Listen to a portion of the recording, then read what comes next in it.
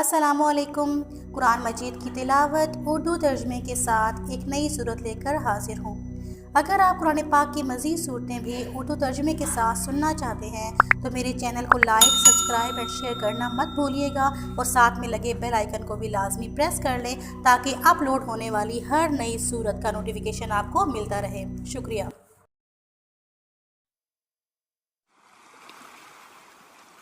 أعوذ بالله من الشيطان الرجيم. بسم الله الرحمن الرحيم. إذا جاءك المنافقون قالوا نشهد إنك لرسول الله والله يعلم إنك لرسوله والله يشهد إن المنافقين لكاذبون اتخذوا أيمانهم جنة فصدوا عن سبيل الله إنهم ساء ما كانوا يعملون ذلك بأنهم آمنوا ثم كفروا فطبع على قلوبهم فهم لا يفقهون وإذا رأيتهم تعجبك أجسامهم وإن يقولوا تسمع لقولهم كأنهم خشب مسندة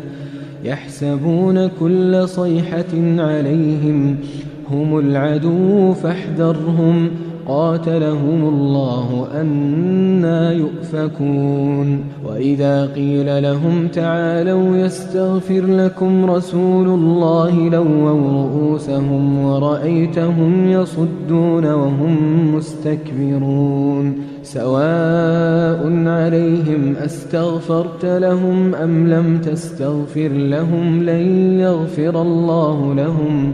إن الله لا يهدي القوم الفاسقين هم الذين يقولون لا تنفقوا على من عند رسول الله حتى ينفضوا ولله خزائن السماوات والأرض ولكن المنافقين لا يفقهون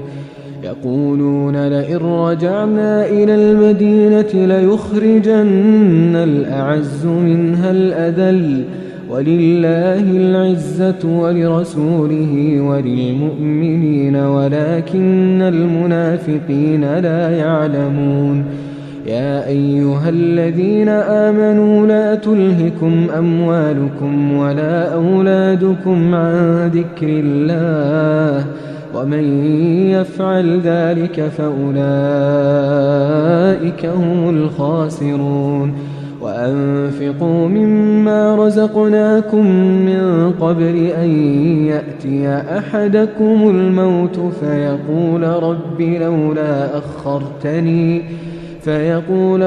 لولا أخرتني إلى أجل قريب